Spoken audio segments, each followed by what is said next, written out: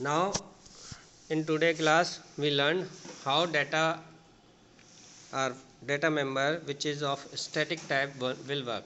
ठीक है, तो data member which is of static type will work. In previous topic we also learned this using static data member static int. ठीक है, now we have to learn static member function of a class. Now we have to learn static data member of a class. In static data member there is some properties. A member function declare with static is called static data member function. तो जो भी static keyword से define कर दिया जाता है function that will be static member function of a class. The property of static member functions are, अब कुछ प्रॉपर्टीज होती हैं स्टैटिक मेंबर फंक्शंस की. कुछ प्रॉपर्टीज क्या होती हैं? For static having static data member function there are some properties. It can be access only other static data member of a class. अगर कोई फंक्शन है स्टैटिक बनाया अपन ने तो वो स्टैटिक डाटा मेंबर को एक्सेस करना ज़रूरी है, उसी को एक्सेस करेगा. And member function in the same class, और वो उसी क्लास के अंदर होना भी ज़रूरी है. ठीक है, that static member function should be declared in the same class also. Now second property क्या होती है? They invoke using the class name.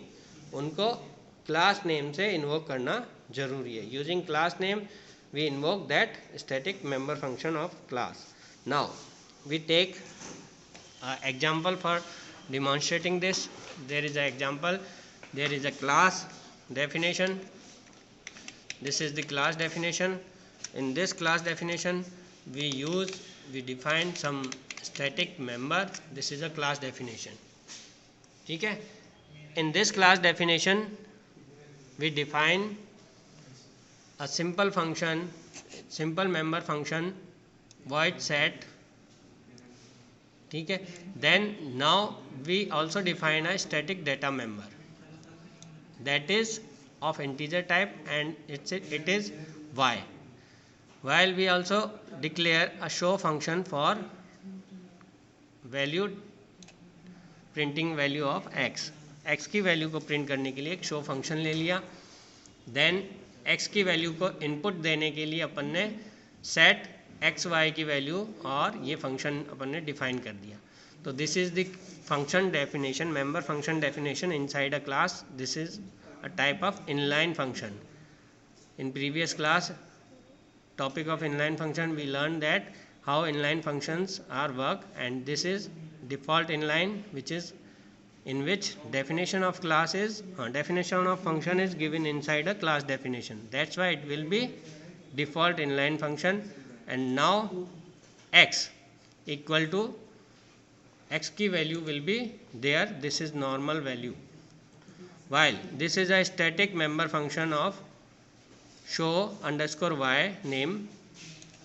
ठीक है, now according to property static member function will use static keyword.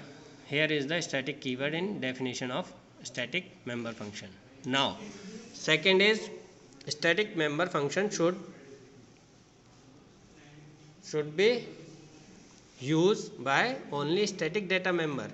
That's why in this static function we use static data member y only, क्योंकि static member function के अंदर static data member को ही use करना जरूरी है. ये properties है.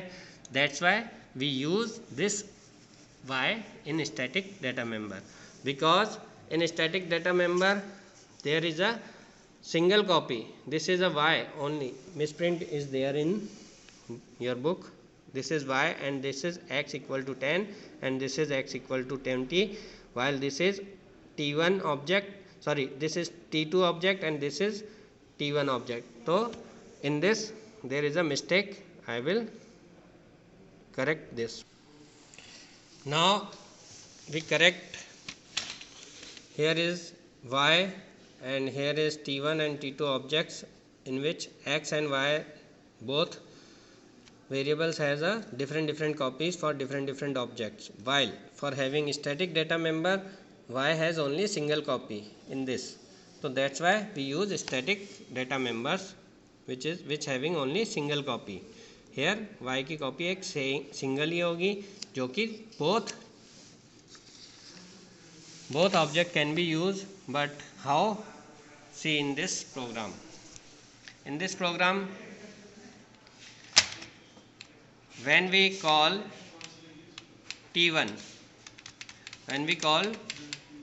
and T2, so T1 is a object 1 for test class, and T2 is a object 2 for test class. So T2 and T1 are the objects of test class. That's why first we call T1 dot set xy. When we call T1 dot xy, this will go to definition of the function. ये definition of function में आएगा. Then यहाँ पर क्या है, ये call होगा, a की value will be 10 for T1 and this value assigned to x. 10 value is assigned to x. और यहाँ पर y की वैल्यू जो कि यहाँ पर तो स्टैटिक था, because of having static this initial value will be 0, because each and every static data member which is not assigned a value is remains default value 0. That's why it is 0, and after having 0 it will run. After 0 it will run means it increase by 1, that's why it will become a 1.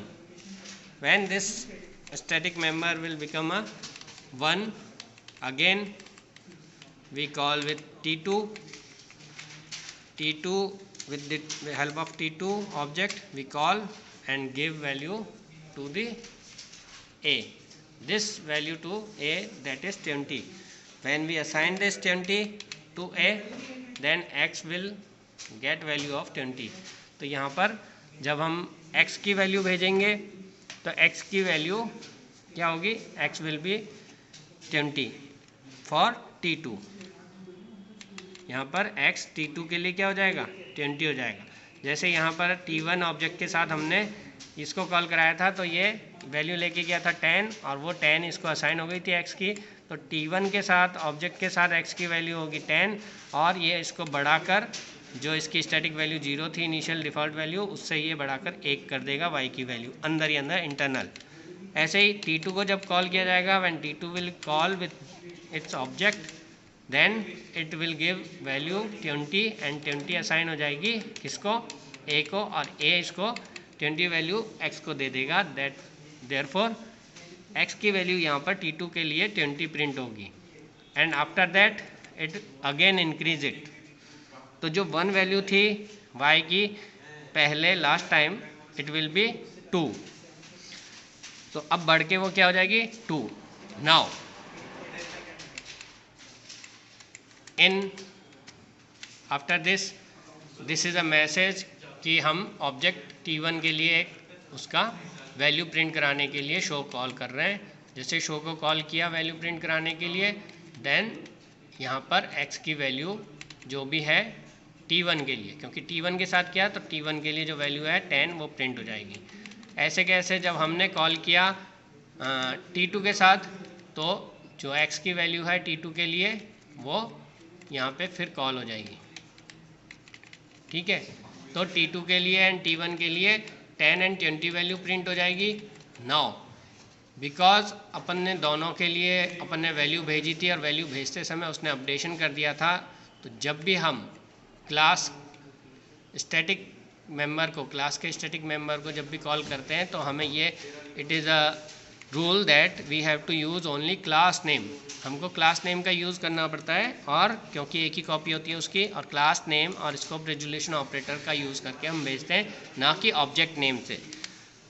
Object name से भेजते हैं तो क्या करते हैं, object name dot और उस function का नाम. बट यहाँ पर डिफरेंस क्या आ गया, हम क्लास नेम, स्कोप रेजोल्यूशन और फिर उस फंक्शन का नाम जो कि स्टैटिक फंक्शन है उसको कॉल करा रहे हैं. तो स्टैटिक मेंबर फंक्शन को कॉल कराने के लिए we have to use only class name scope resolution operator. ये इसका रूल कहता है. दैट्स वाई जब हमने इसको कॉल कराया तो इसने इसकी वैल्यू को यहाँ पे कॉल कराने प्रिंट कराने के लिए भेजा. लास्ट टाइम इसकी वैल्यू थी 2 क्योंकि अपडेट हो के 2 हो गई थी। देन यहाँ पे इसको स्टेटमेंट मिली 2 की वैल्यू में, जो पुरानी 2 की वैल्यू है उसके अंदर +8 कर देगा तो इट विल बी 10। ठीक है, इट विल बी 10। और अपन इसको हटा के क्या कर देते हैं, यहाँ पे इसको हटा के इसको 8 की जगह 6 कर देते हैं, मान लिया तो इसको अपन 6 कर देते हैं। Now this value will be 6 and this 6 value, when we print this 6 value, updated 6 value, तो 2 के बाद जब we add 6 then it will be 8 and after this value will be print, तो 8 value of y will be print। now अब output देखो, run करने पे output the value of x for t1 object is x equal to 10 and for t2 object is x equal to 20। the value for a static data member, जो कि अपन ने देखा था static data member होने के कारण उसकी वैल्यू अपडेट हुई, 2 बार चला और उसने 1 बार उसको 0 से इंक्रीमेंट किया और 1 बनाया, देन उसके बाद अगेन इंक्रीमेंट किया 2 बनाया, then after that it increase by 6, इसने 8 बना दिया, then this output will be 8। Okay, तो this is the output of static member function of a class. तो इस तरह से अपन स्टैटिक डेटा मेंबर की थ्योरी अपन ने प्रोग्राम के थ्रू प्लस थ्योरी अपन ने बुक के थ्रू कर ली है कंप्लीट।